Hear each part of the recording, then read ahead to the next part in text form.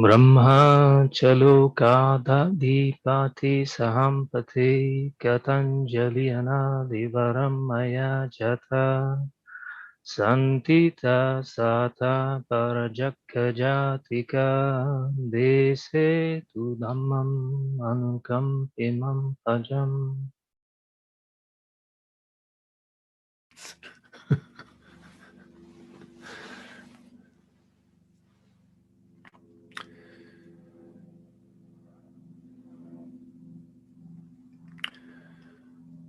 Namo tassa bhagavato arahato samma sambuddhassa.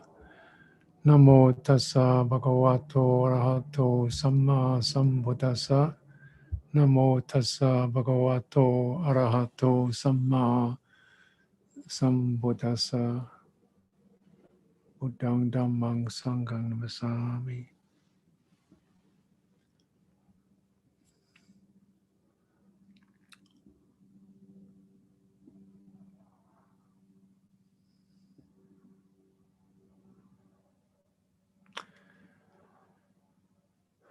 So moving along, and I sort of putting down some verbal markers: love, breathing, upright.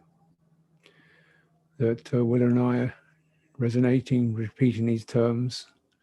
It's like these are markers, and you get to feel, what are they talking about? What's that? Just keep it in mind, and gradually they begin to fill up with direct experience, your own direct experience over time. They're not just words of the intellect. They are words we're using to signify particular experiences, and the depth of these experiences may not be immediately apparent, or the significances, but yeah, that's language for you. Yeah.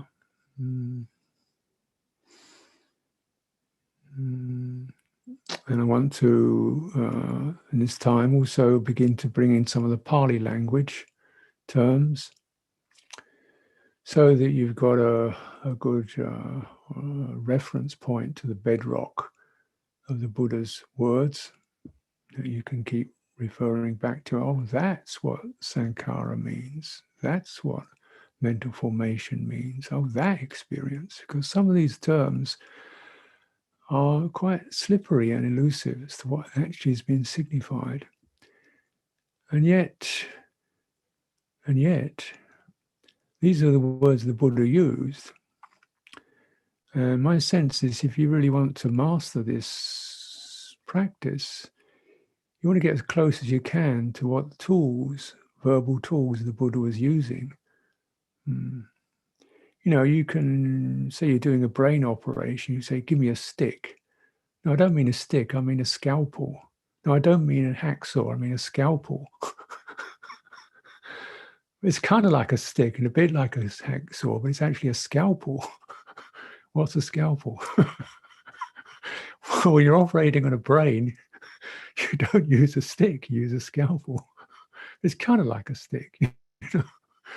So sometimes these words have got a precision to them that we find ourselves struggling to meet with English language. So often we're coining up particular terms that may have more resonance to them and trying to say this gives you a way in to fill out some of these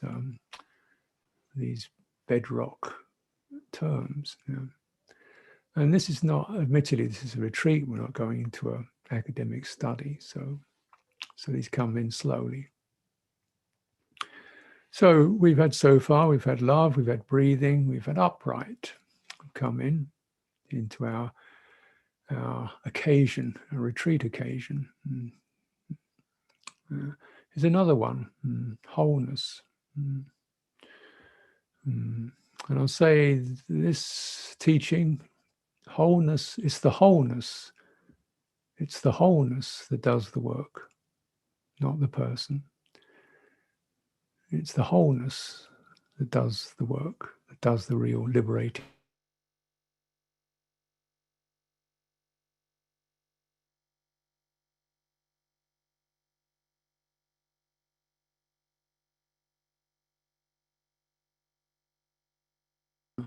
And just kind of keep that one there somewhere. And we'll try to fill out what that means.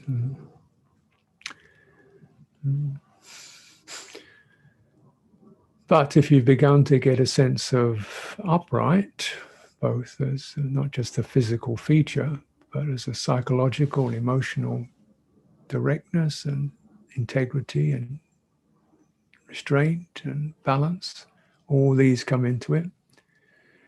You know, physically, we can feel it in the body when it's standing upright and is completely balanced. You get an energy that's very poised, sensitive, it's not rigid, and you can rest within that balance.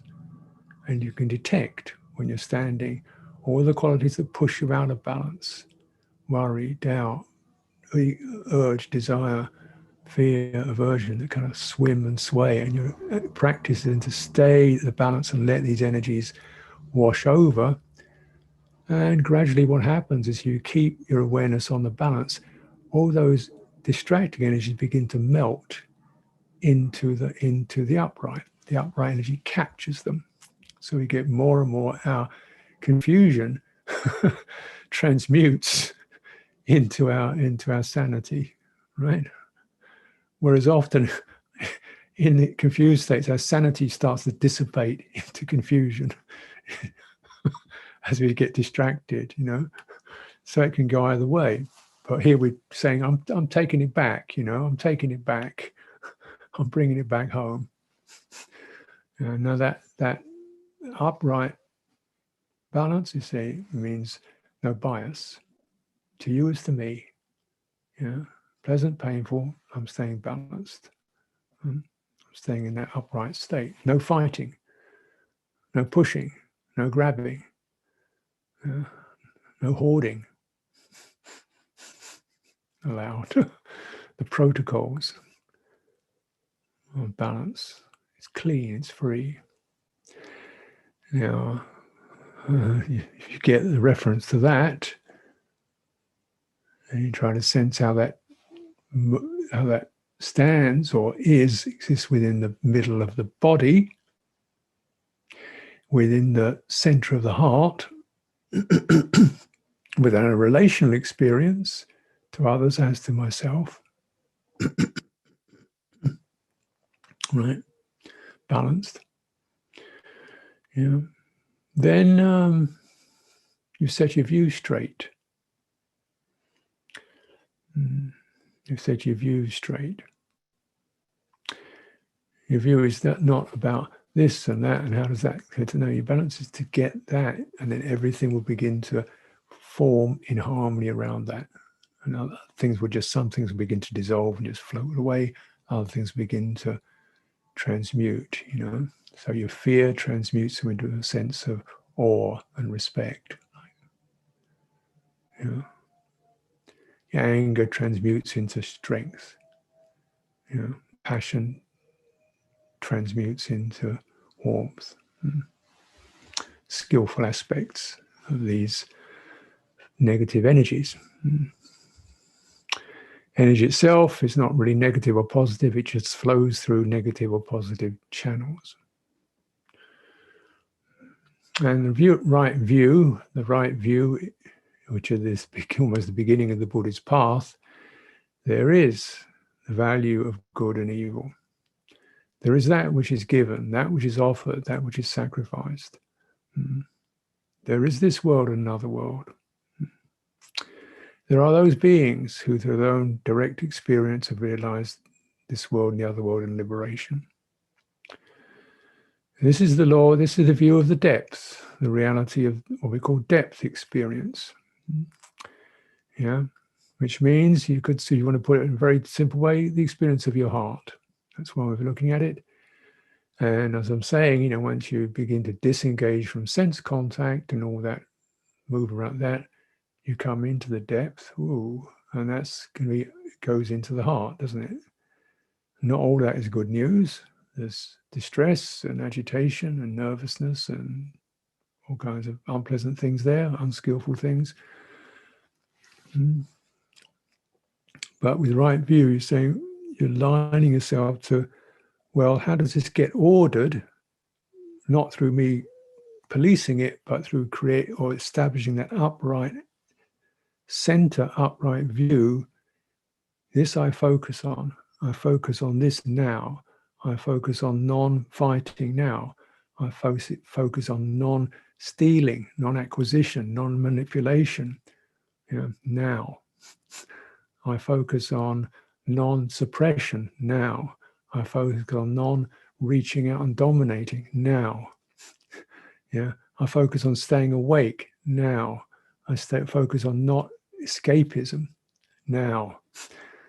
If I have done it in the past, yes, but now I'm not. And just keep focusing on that, and that builds up the upright axis right in the center of your citta, your heart, your awareness. Yeah, and you keep giving attention to that. The bad stuff begins to recede. It's got no food. It's not getting energized. It's not getting you activated. It loses energy. It begins to lose power over you. You don't get pulled out into it. Right? So that's right view. And we say, yeah, get it. So let's keep tuning into that. And whenever this view then connects to how we act on the surface. This is why it's wholeness, isn't it? That inner axis surveys, or from there you can survey the whole sphere of your karma, of your emotional, psychological actions and the results of them. You can survey all that from that place. And if you stay centered within that, that stuff is not going to, swing you out, catch you out. And then you begin, now from this place, I'm learning, getting the education from the depths. No fighting, no stealing, no lying, no manipulation, no distracting, no dishonesty. No. Therefore, I'm going to carry that message into the sense world, right? I live from right view. Therefore, this wholeness is becoming even more whole. It's also pertinent to the sense realm. Yeah. And so it's through that the wholeness is operating, that balance is operating all levels, on relational level, on a relationship to the environment, a relationship with other people, a relationship to the body. Not escaping through cosmetics. The body's like this.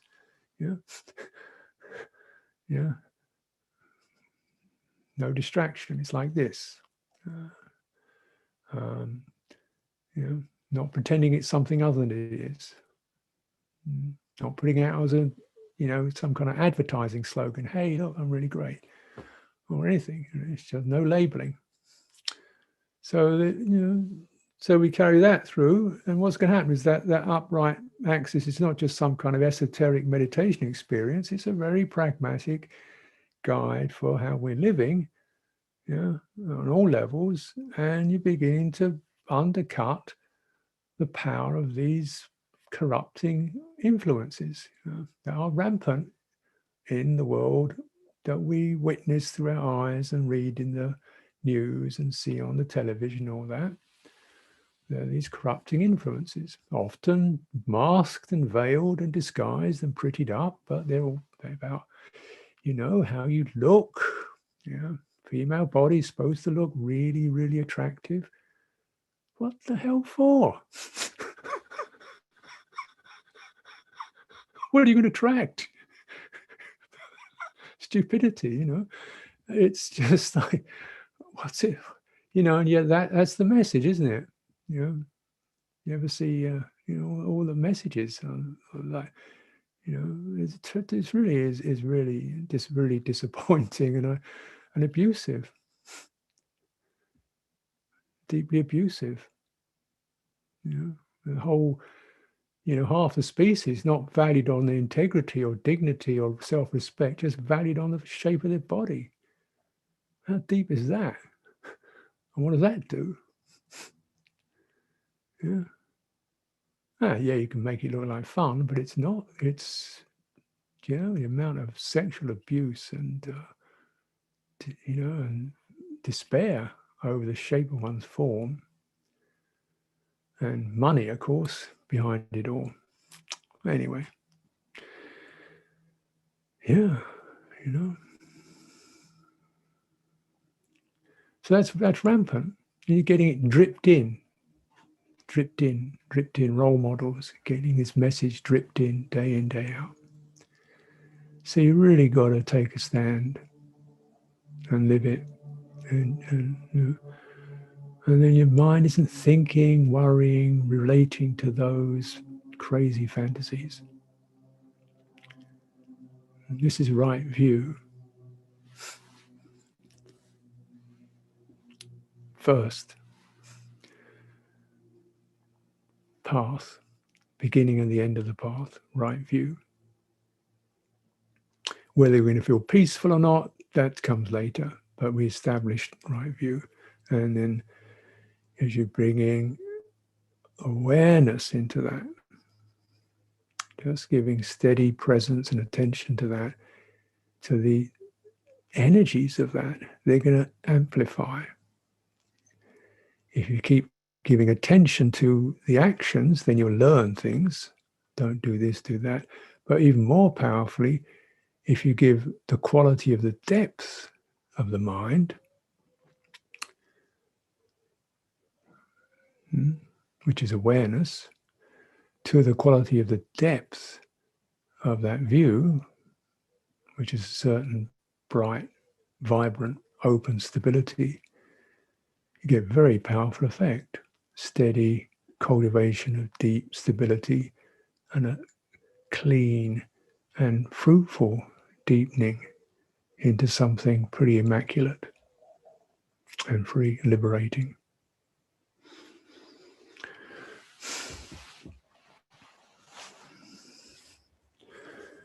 And so we learn the laws of the depth. And depth is important because this is where we should take our lead from. It may sound like it's subterranean, but depth is just the term. It's actually bigger than the surface. Because when you go there, you can experience, a vast array of yesterdays and different realms, hellish realms, beautiful realms, bright realms, longing, passion, space, spaciousness, radiance, joy. It's a vast realm. This is the realm of chitta, awareness, heart. Now, in terms of, I've mentioned light briefly, as was said very obviously in the bodily sense, we have this surface body, that which is impacted by sense contact, right? We all know that one. But when we sit and close our eyes and just stop and don't go out through the senses and just rest, relax some of the muscles and the energies in the body, this body is now this feeling experience, a feeling sentient, sensitive experience. I don't quite get the anatomical description in there. I get pressures and warmths and sense of occupying some space and some ground, and there's that. And it's quite mobile. Even when you're sitting still, things are happening in there. So we say, there's this what we call the felt body. We would say is the inner or the depth body, if you like. It's the right? Now mind, the same thing. You've got the manas mind, which is essentially the mind of deals with thought, and it's scurrying around, noticing, thinking, remembering, calculating. It's an object organizer. It's a secretary. It keeps like a calendar. It's noting notes and making notes and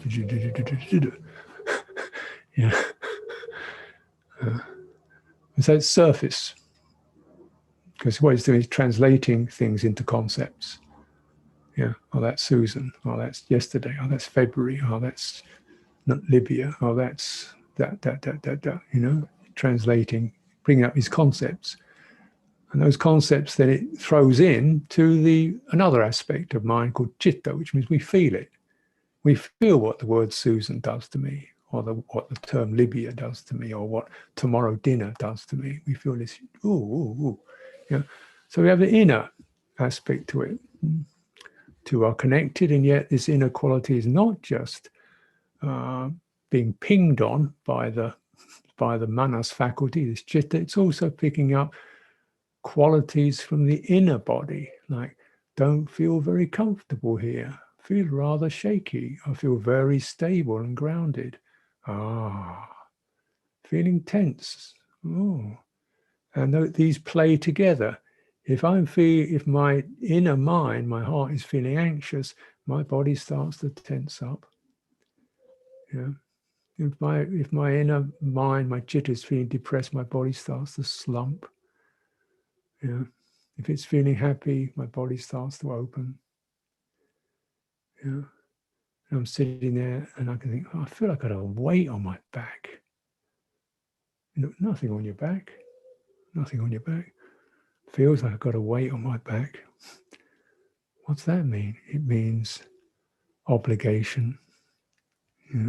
I don't want to. Burdened. Okay.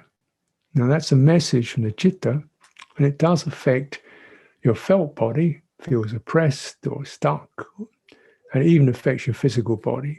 You see people begin to slump under the pressure of their body energies are doing. So it does trickle out into the physical world. And similarly, the beauty of the chitta, when it touches into its health and love and radiance, that trickles out into the physical realm. Buddha said, if you practice metta constantly, then your complexion is radiant. I don't think he was into beautification. It's just it means you're in good health. The channels are open. You feel bright because of the quality of loving kindness. So these two it's all interrelated. That's the wholeness. It's all interrelated, and yet we're taking our message, primary message, from the depth. When the depth is organized around right view, rightness. Yeah. And this is where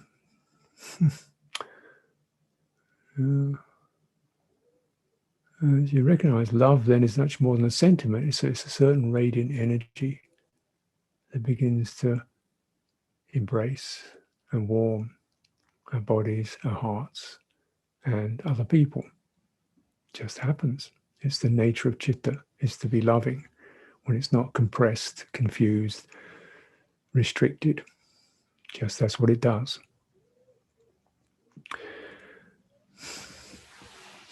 Now, when unfortunately, this is not necessarily the case, is it? Yeah.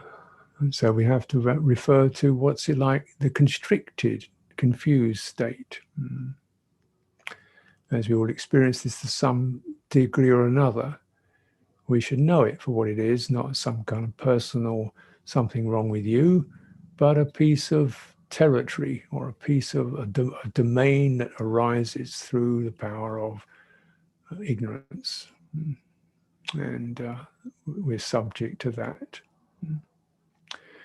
So the first aspect of this ignorance, or not being in touch with the wholeness, the balance, the purity, the immaculate openness, the unconditioned, not being in touch with that, it's called avijja, not being in touch with, not noticing, forgetting, not having a direct realization of it. What happens if energies are not collected and they spill out? They start, and they spill out, and this spilling out of awareness is called consciousness, at least in early Buddhism. Consciousness can be used in a number of ways, of course. What it does, it means is that experience is now split into 6 different levels, different kinds of experiences: visual experience, auditory, tactile, gustatory, olfactory, and mental. So we live in a fragmented world of sights, sounds, and touches, and the mind tries to stitch them together. They're completely separate experiences. Seeing something is nothing like smelling it. Completely different set of values occurs, different impact on the chitta. Yeah, yeah, yeah. So, you look at a lovely bright orange, looks very beautiful, sink your teeth into it, you get the bitter tang of the pith. So, it's completely different from the visual. The impact it has on your chitta is different. Sight, sound, and you can get very conflicting messages about what things are. Attractive things look attractive to the eye can be quite poisonous to the body. Nice bottle of Johnny Walker looks very nice. It's in a nice smoky glass and so forth, handled by some fellow in a lounge suit with attractive bit of stubble on his chin. Suitable lighting. Johnny Walker looks good to me. I feel like I'd like to have a shot. It's actually a kind of poison that you can spend $50 to a bottle to consume.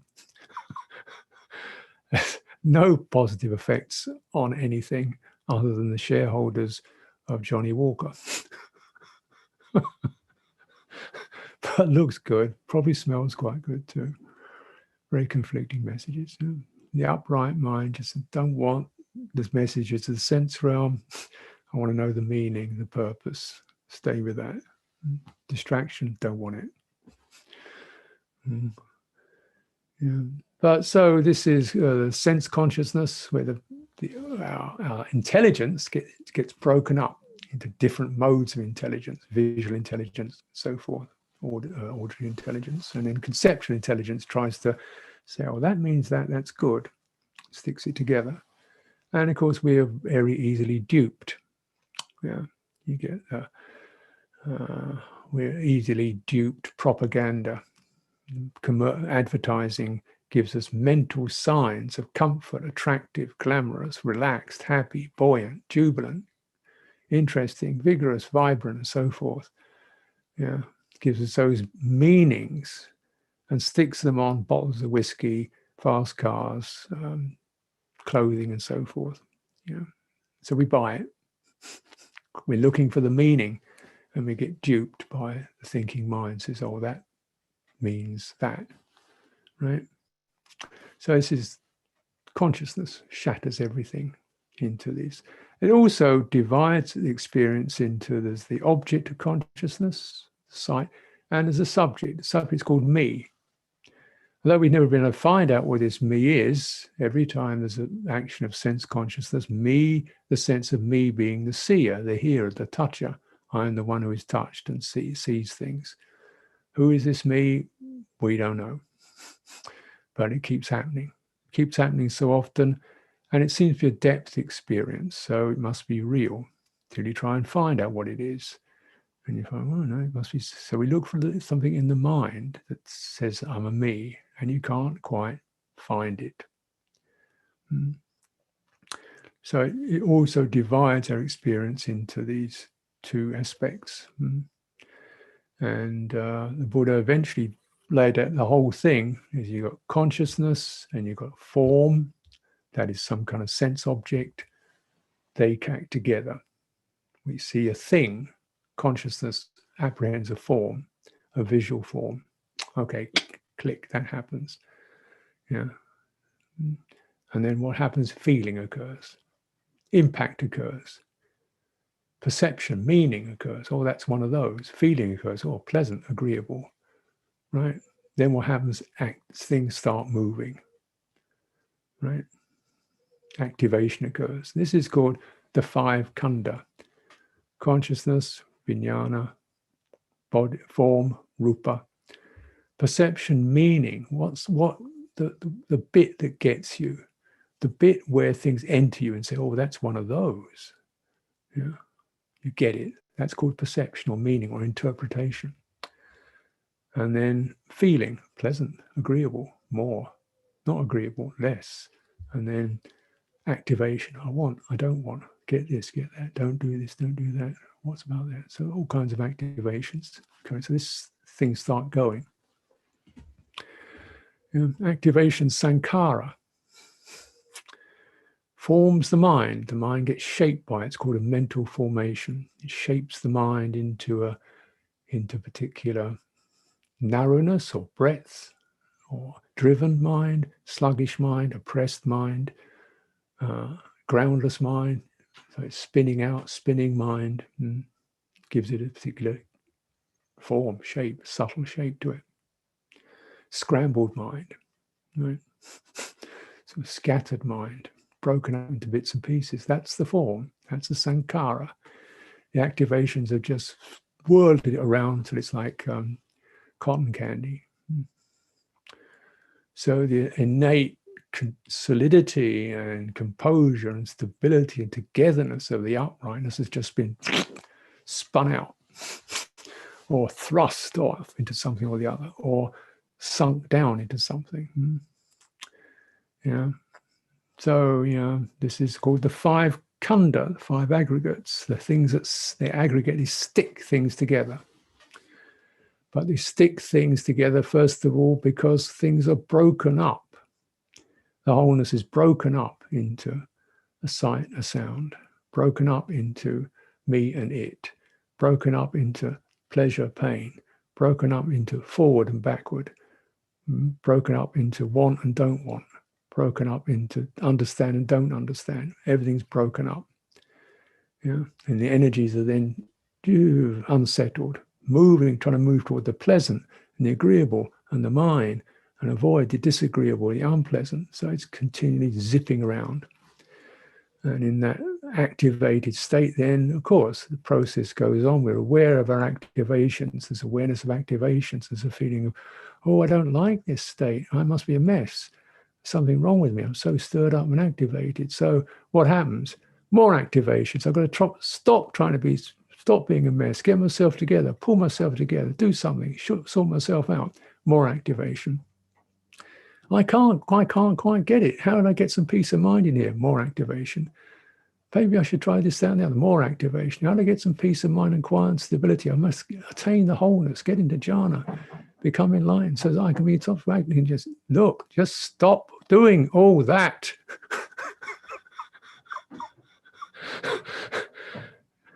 Just get into your body, find out where your feet are, and let go of all that stuff, and that's tough, that's firm, but it's loving. It's saying you can harm yourself doing that. So the restraint is considered one of the guiding principles of true care, self-care, is collect yourself, because you can do yourself so much harm. It may not be cuddly love, but it's pragmatic for your welfare. The gift of restraint, that it can be done. The gift of morality can be done. The gift of mindfulness, it can be done. It's there for you.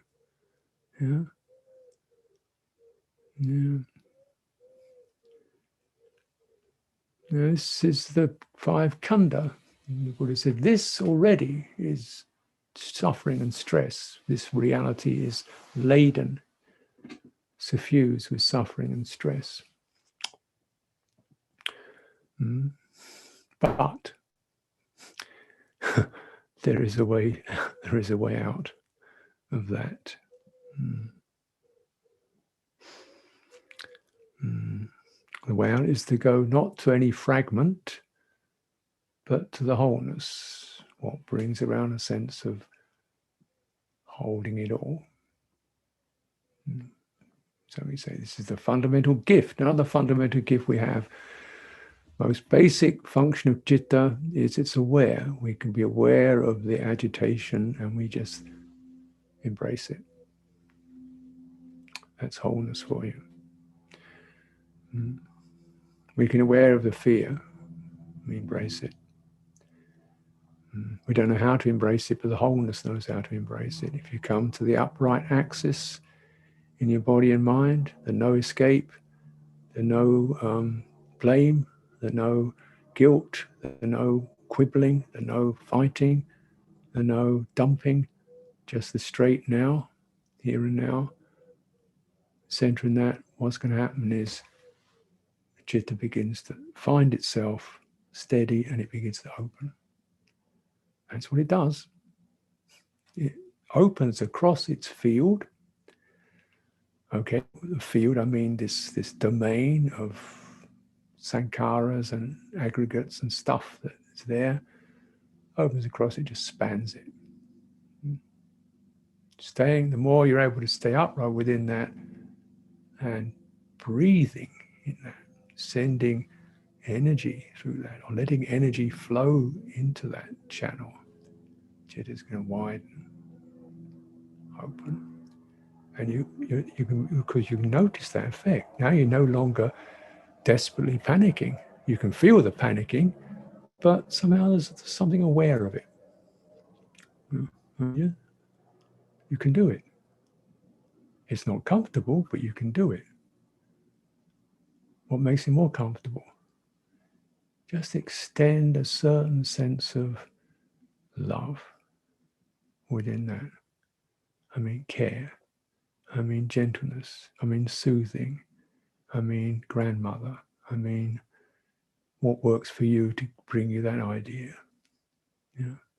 Embracing. Yeah. Because this is the energy of the opening citta. And we need to follow that energy. It's not energy of discrimination. It's not an energy of blaming yourself, blaming others. It doesn't do that. Useless, pointless. We'll do it, but how much good does that do? You know, he hurt me, he did me wrong, he lied to me. Yeah. So what benefit do you derive? Can you feel in yourself directly here and now from going into blaming? Not denying other people's stuff, but just now, does blaming benefit you?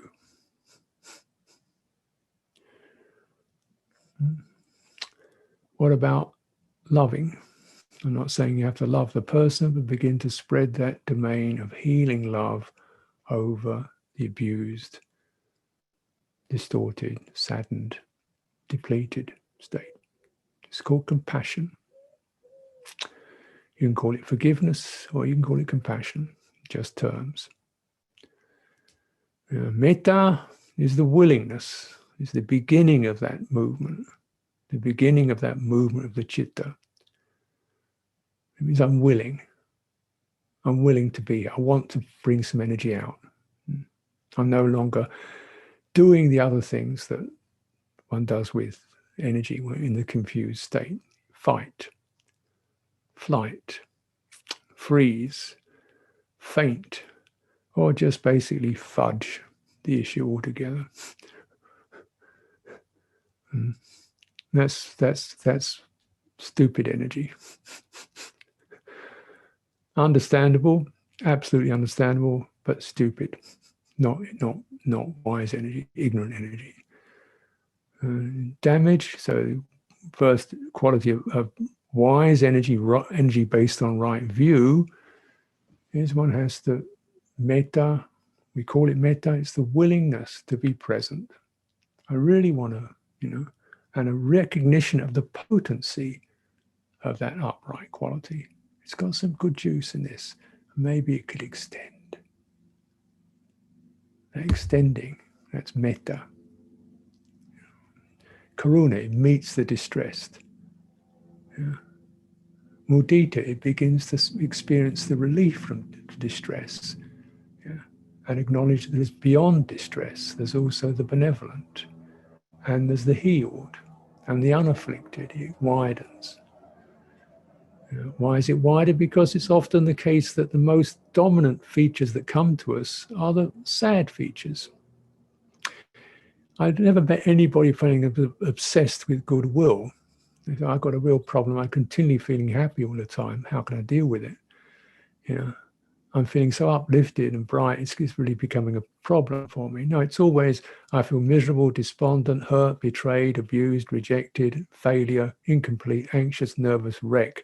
What can I do about it? So it's the unsatisfactory aspects that really jump up. They're right there. They're the kind of we would say in the they're the first piece of business that Chitta has to get across. And as it wide as it comes into, oh yeah, now some of that intensity of that has died down. I do recognize, oh, there's a beyond this, and there are beautiful people, and there are those I feel grateful for. But the thing that presses you and pushes you is the suffering, isn't it? It's the thorn in your thumb that hurts, not the other 9 digits that don't hurt. It's the one that gets you. So mudita is a little bit wider. And upekkha, equanimity, wider still. Just, it comes, it goes. There's bad stuff, there's good stuff. Stay upright. Just stay upright. Things will work themselves out. It'll work itself out. Trust the upright. Trust the opening. There's going to be some crazy stuff, because as you begin to open, then all kinds of unresolved matter material comes up in the depths, comes up the unresolved, the orphans of consciousness, the orphans of the personality. The personality hasn't been able to accommodate them. It's run away from them, it's closed them down because it couldn't manage them. This is the abuse experience. 2 kinds of abuse. One is the abuse that's direct abuse. That is, you actually are, wounded, hurt, afflicted, accused, insulted, rejected directly. And there's the other kind of abuse, which is you just don't get enough of the good stuff. There's a withdrawal of what should have been there. There should have been a little bit of empathy, a little bit of warmth, and that wasn't there. And this is sometimes, and the Buddha talks about these qualities very lightly, and the terms he uses, when you translate again to the English, it looks rather complicated. He says, there is a demeritorious mental formation. How about that?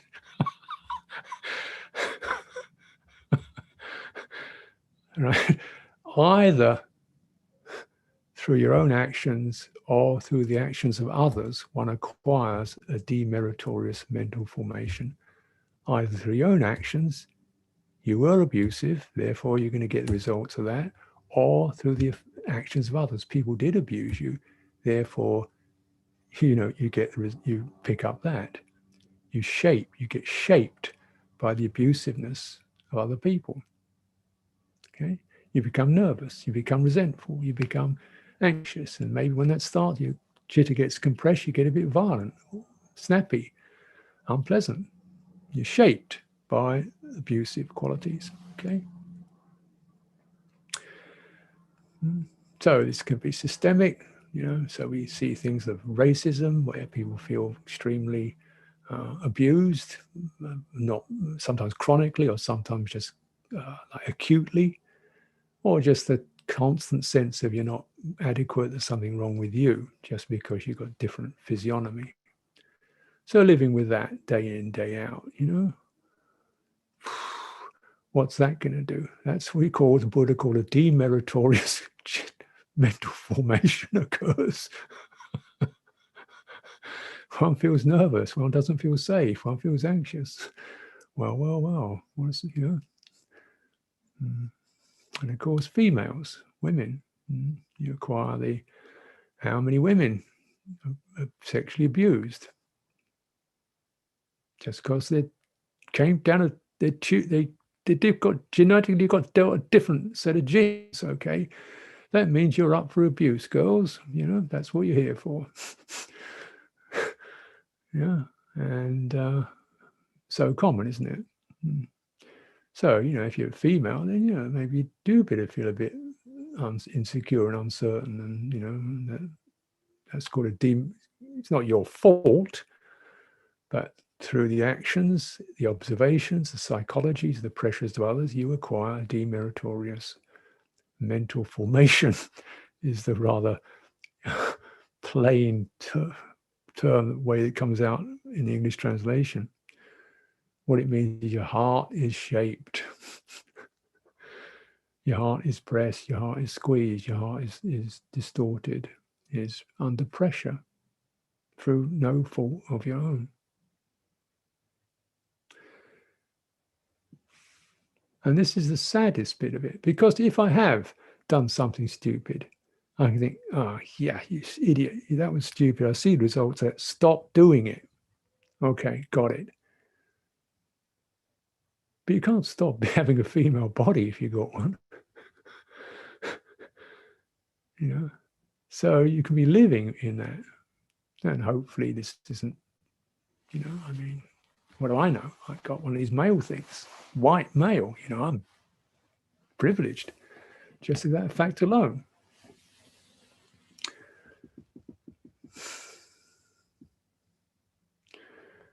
Mm.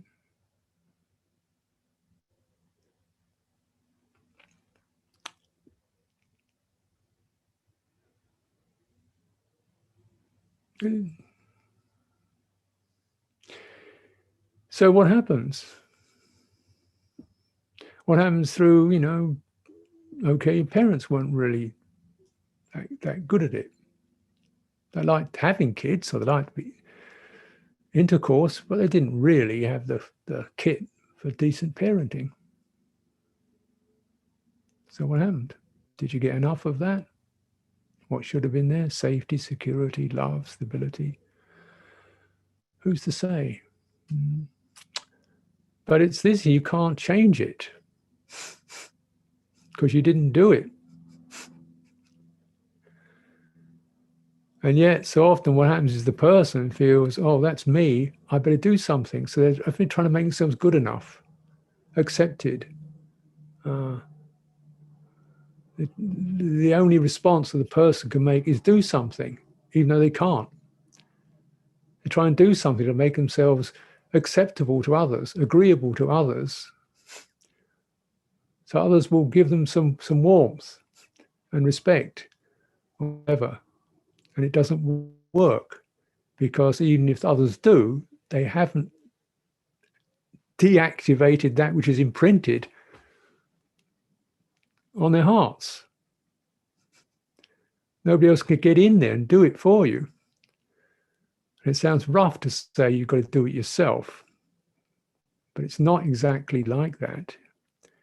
Your person can't do it, but the wholeness can. The love can. The uprightness can. Constantly referring to that, taking it back, your heart, from the abusive realm. Take it back.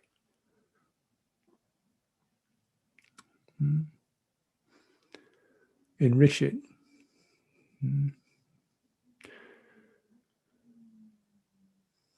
So it's obviously there's skillful deeds we do, and yet I've certainly been very conscious of people doing all kinds of very skillful, beautiful things. I think, wow, he's great, she's great. Oh my goodness, fantastic person. They still feel they're not good enough. They still find fault. Doing all kinds of stuff that I can't do. Still find fault. Still think they're not good enough. Still trying to make it better. But how, you know, this is good. Because actions that go externally don't change it. Now, it's not to say that actions aren't any good, but you've got to, what's called punya, right? It means you've got to actually distill the qualities of those actions, where they came from, and take them back. This was my goodness, this was my generosity, this was my clarity, this was my applied effort. That came from here. And dwell in it. This is called accumulating, gathering the merit, you know, and it's got to potent energy to it. Yeah.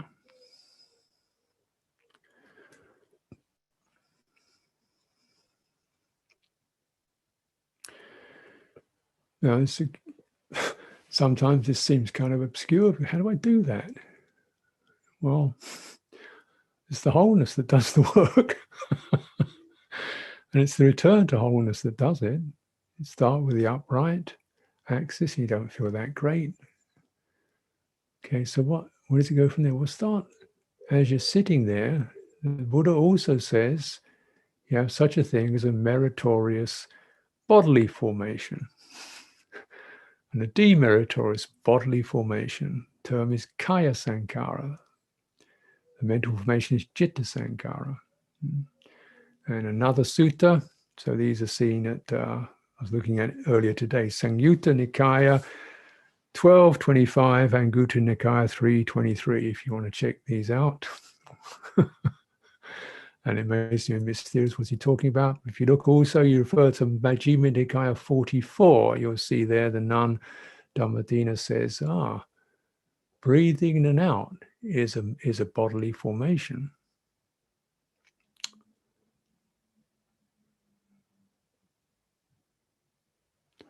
In and out breathing is a bodily formation. Perception and feeling is a mental formation. Right? So we can recognize when I get upset and angry, yeah, all that stuff will let juice run through my system. My body gets hard, it gets hot, it gets tight, right? That's a bodily formation. Yeah. When I feel comfortable and expansive and unstressed and open, my body feels rather different. That's a skillful bodily formation, right? So we can say it's to do with the somatic energies running around. And some of them are skillful and some of them are unskillful. Now, the nun, Dhammadina, is saying right in the center of that, the organizing principle within that is called breathing in and out. So that in and out breathing is the basic juice, or the energy of breathing in and out, the energy that does breathing in and out. Right? You feel this flow of sensations. What's keeping it going? There's an energy that's pushing it in and flowing it out, and you get energy suffusing your body. That's energy is the kaya sankhara. When you're breathing in and out, and there's no restriction, the energy spreads across the field in a very harmonious way. This is called samadhi. Now, when it's afflicted, it just jumps and spurts and straggles and jerks and flounders. That's called an unskillful bodily formation. Yeah. And so your breath energy, your bodily energies are scattered. Now, if we bring them back into wholeness and collectedness and stability, that they spread across the entire bodily field. And now what happens to the citta sankhara, the mental energy or the mental stuff, you have a perception of space. You have a perception of radiance. You have a perception of comfort. You have pleasant feeling. That is called a skillful mental form. When it's an unskillful mental form, it's twisted, distorted, fractured, broken, imbalanced, agitated, stirred. And so the organizing principle behind this is breathing in and out and sustaining skillful mental or perceptions, meanings. What are these skillful meanings that we should, well, what are the unskillful meanings? I look around, I see threat. That's an unskillful one. I look around and I see things to crave. That's an unskillful meaning. We look around and say, "Well, I want one of those." That's an unskillful one. What does it do to you? What does it do to your mind? You look around, you feel terribly worried. That's an unskillful. What does that do to your mind? Does it make it more stable? No. Yeah. Right. So if we look around the sense world, there's plenty of meanings that we can see that have unskillful effects. Occasionally you see something that's quite skillful, fortunate effect. A good friend, a Buddha, the sound of chanting, the silence. meanings that give rise to a sense of safe, spacious, welcome, gentle. They give rise to skillful meanings. Those skillful meanings, if dwelt upon, if lingered upon, build up a skillful mental form. And those, the more you linger in those, there's a possibility to regain the heart. The heart begins to shape itself in line with the particular signs and meanings that we bring into awareness. Just as it's been made confused by the signs and meanings that are hurtful, that we remember, that we feel traumatized by. Just as, afflictions, pains, abuse that was wreaked upon you 10 years ago still sits in your heart and still retains its impression, its meaning, so that you still have that running for you, even though the event has passed. So that's still embedded there. Yeah. Now, so we need to basically begin to establish skillful meanings. So we've got somewhere safe, comfortable to stand, where we do feel this is what it's like to be sane and whole and healed. Like this. I mean, I can't be there all the time, but it's great to know there's that possibility. I can be this. And then this personality begins to change. I'm no longer so nervous or whatever, or agitated or distracting myself because I feel comfortable. This is called samadhi. You sit in that. Now, the transformation process, which is, we use the word love again. You find your healthy place, your place of stability, your upright axis, your place of warmth and okayness and steadiness. You center in that. You bring your body energy into that. You breathe into that. It extends across your bodily field. It begins to unfold these nervous tensions in your body. And then as it does so, it begins to move into these painful areas and begin to melt them. It's not a lightning fast process, but naturally, as I've said, pain is the one that comes to you, isn't it? It's the one that most immediately presents itself, is the painful, the unresolved. In meditation, we're desperately trying to shut that out, like, oh, put that aside. Which is perhaps okay for step one, till you get your healthy stuff going. And then you say, okay, let's just open up, and there's the pain, there's the hurt, there's the shame, there's the disgrace, there's the not good enough. And instead of just thinking about it or spinning out on it, what's the energy like? Tight, tangled. And you stay in your steady space, and it's not exactly like moving into it. It's just the ceasing to resist the pain, the uncomfortable. Now, this is the law of the depths, the deep area. Now, in daily life, we can walk from A to B. There's such a thing as distance. In the depths, there's no distance. You don't go from place to place. You stay where you are and stuff happens. So the idea of you can move through things isn't quite true. You don't move through things. If you stay still, you move through things. Doesn't make sense, does it? If you stay still and upright, that upright energy by itself begins to move through things without pushing. It begins to suffuse, rather like steam, without pushing. And all we need to do is stop resisting the uncomfortable. Bear it in mind. Bear the uncomfortable and the comfortable in mind. It's the wholeness that does the work. Bear base yourself on the uncomfortable, on the comfortable, gather that resource, and as the uncomfortable arises, meet it with compassion, with goodwill, non-resistance. Stay in your center. Don't deal with it. Don't understand it. Don't change it. Don't describe it. Just stay present with that. And the quality of the whole, of the upright, will begin to make itself felt. It's the wholeness that does the work. It begins to take us out of suffering and stress at the depth.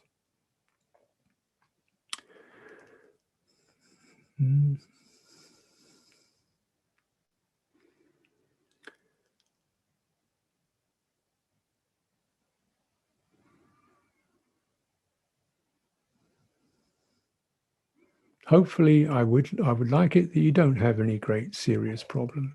It doesn't have to be intense, but it could be those nagging worries, those feelings of not having done well enough, the concern about so and so.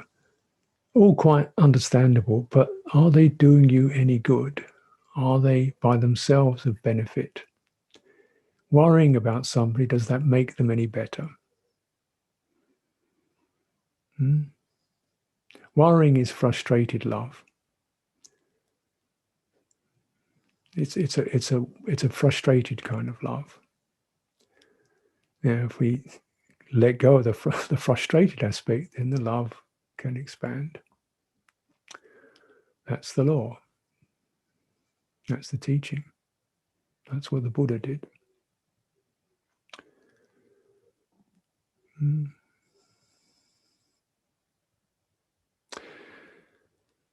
There will be, of course, more to say and more to experience as the retreat goes on, but that's plenty for now.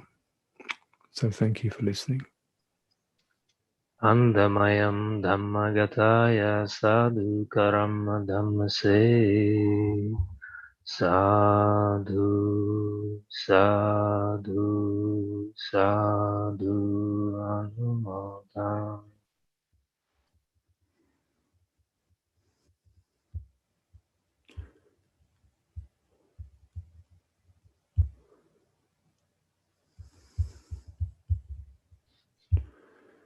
So as we've kind of suggested from time to time, stay with the energy. When you've heard a talk, listen to a talk, probably quite a bit stirred up, one way or another, and stay with that as it settles down. What remains? Maybe ideas remain, maybe some sense of opening remains, maybe a sense of, and stay with that.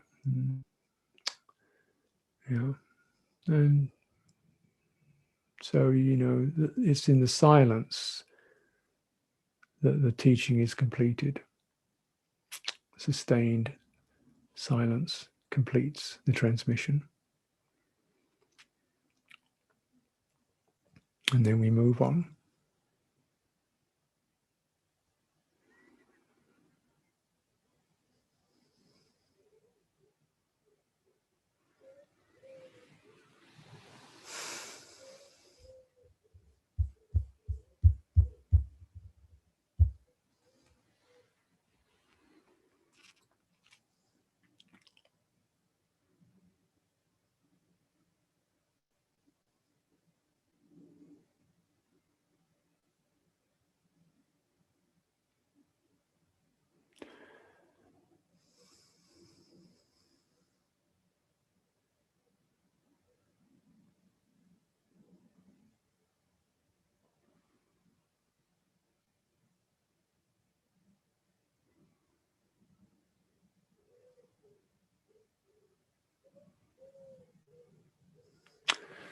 So where we might move on, if there's any such thing, is walking.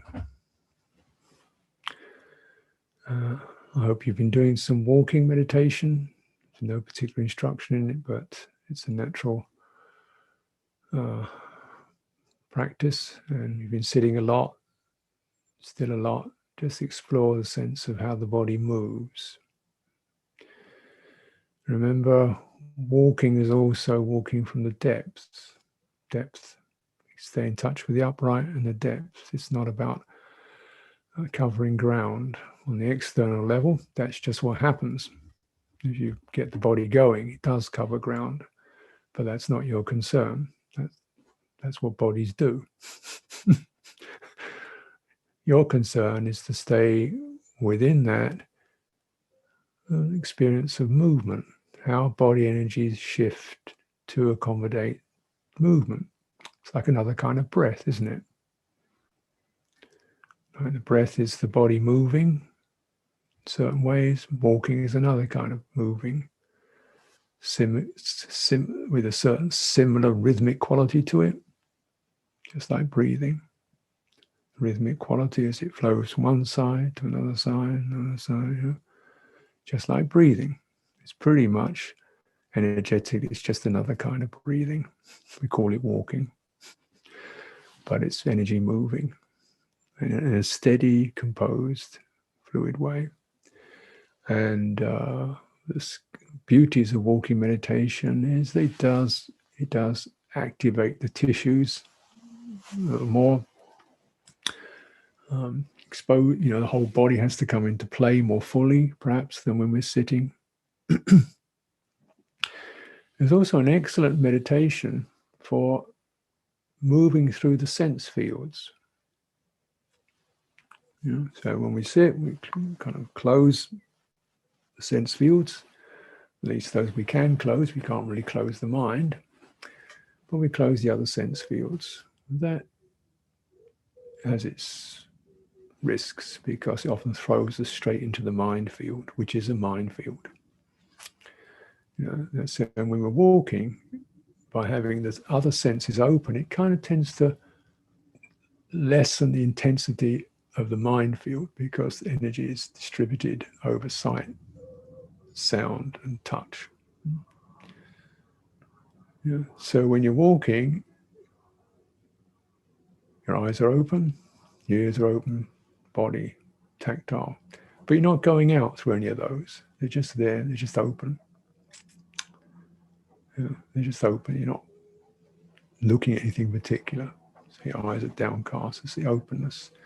This is a very good place to balance your awareness. It's neither internal nor external. It's sitting right on the border where you can sense being activated by a sight. Then step back internally.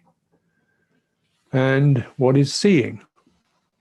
What is the nature of seeing? It's a certain, you can lessen your concern about the object of seeing and focus or be aware of the energy of visual consciousness. There's a certain luminosity to it within which forms appear. Just as within the hearing, there's a certain background silence as sounds run across it. A tactile body, there's a certain inner vitality that's occurring, even though those sensations touch it. So we're aware of this the depth experience and how the surface experience is meeting that. But instead of going out to the surface, to the visual, the object, we're staying in the doorway, where seeing is just seeing, hearing is just hearing, touching is just touching. We're balanced, we stay upright. And this really helps to stop, because when we find that, it helps to check the mind from running out into thought. The mind is certainly cognitive, it's able, but the thoughts just rush across it, and you can sense that inner awareness with thoughts moving through. Don't go into the thoughts. Don't concern yourself with them. Maintain that stable openness. So even as you're moving in one way, the uprightness is stable. The openness remains stable. That's your practice. So let's take some time for this meditation, and yeah.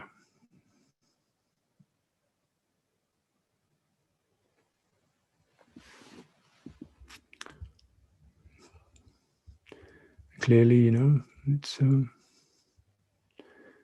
can take your time with it and give yourself half an hour, 40 minutes or so, and we'll meet again, yeah, in when the next screen opens.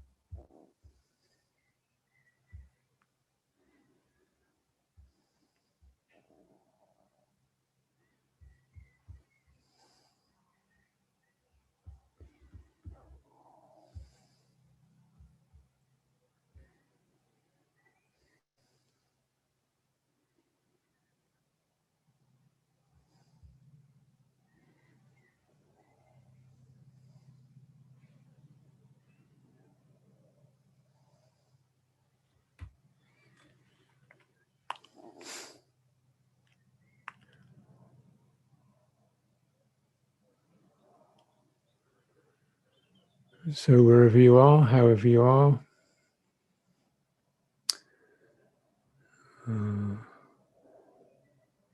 might want to incline towards sitting again. See what feels useful.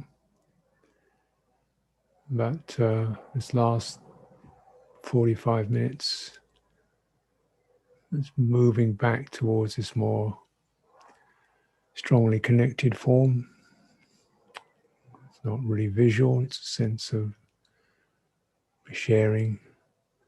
Whether we're walking, we're sharing, standing, we're sharing, sitting, we're sharing, but it's quietening the movement down, softening the movement, returning to much less voluntary movement, just the involuntary tide of breathing in, breathing out. When that feels right for you. So there's no bell here. Just take it as you want to land into this. Feel free to re-enter this. There will be a conclusion of the session in about 40 minutes' time.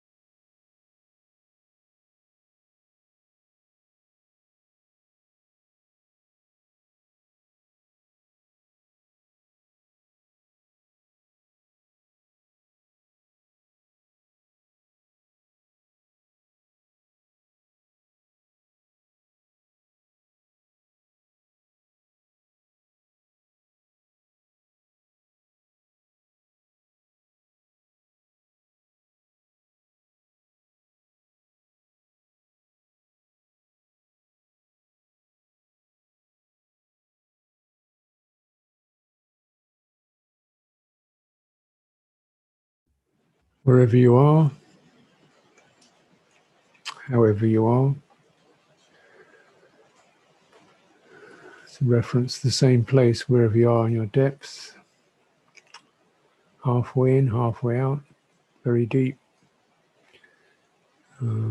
Difficult stuff, beautiful stuff, very quiet, stirred.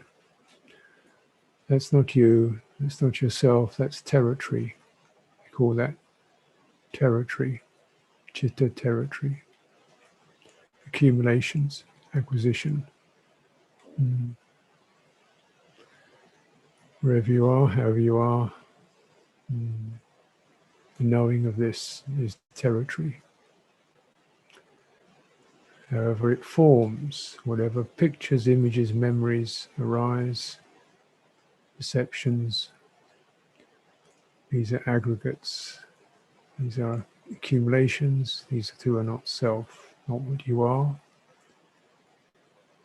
not what you need to fight with, claim, stir yourself up about. How to avoid doing that.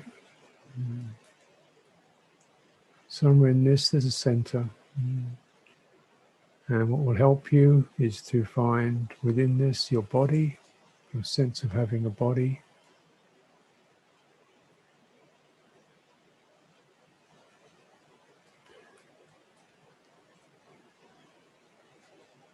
Having a body in depth, that is a certain quality of uprightness, certain quality of dimension, upright. There's a top and a bottom to it.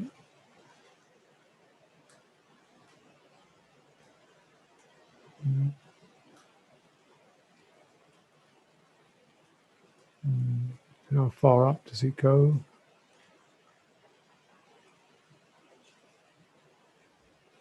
And how far down does it go? What's the axis of this embodiment? Descending, descending, descending.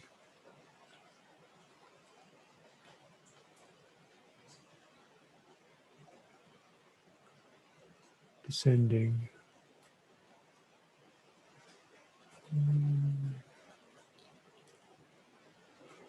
And somewhere at the deepest place or the lowest place as you descend, there's a place of sense of stability. Call this ground.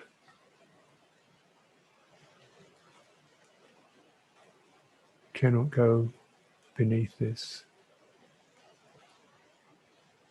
It's a place of rest.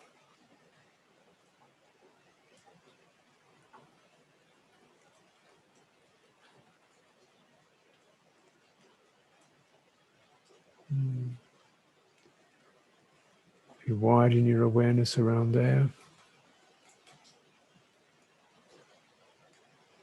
there's also a sense of safety, easy span.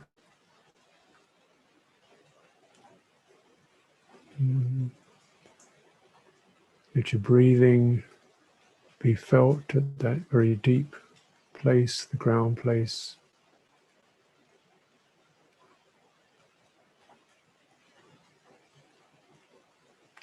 The very root of the body, the root of the breathing, where it just begins and just ends.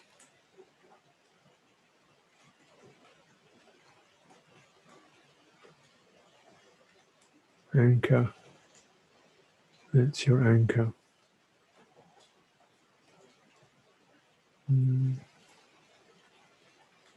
And your uprightness grows from there.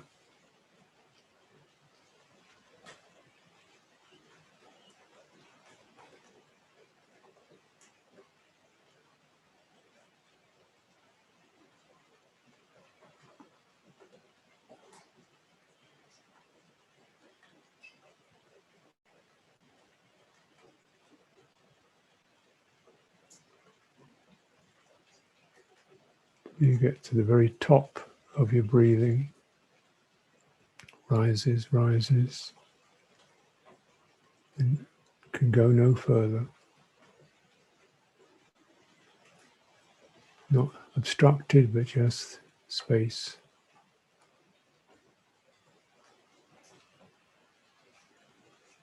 Open.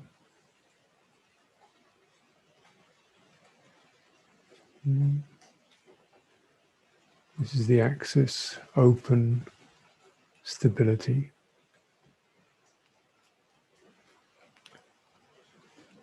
Bringing the awareness to that.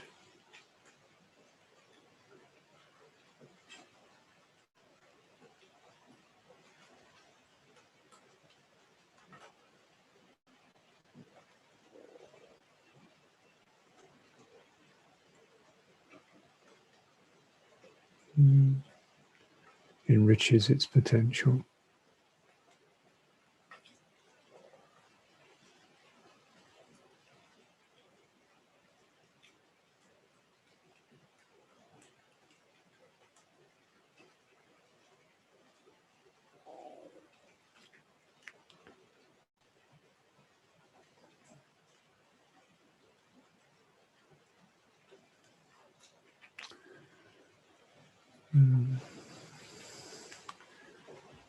So please continue as you see fit, dwelling in that,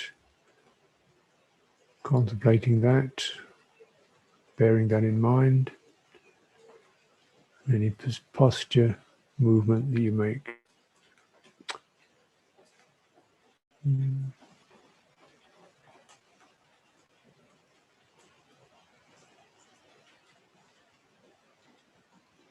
I'll return in about an hour to respond to questions.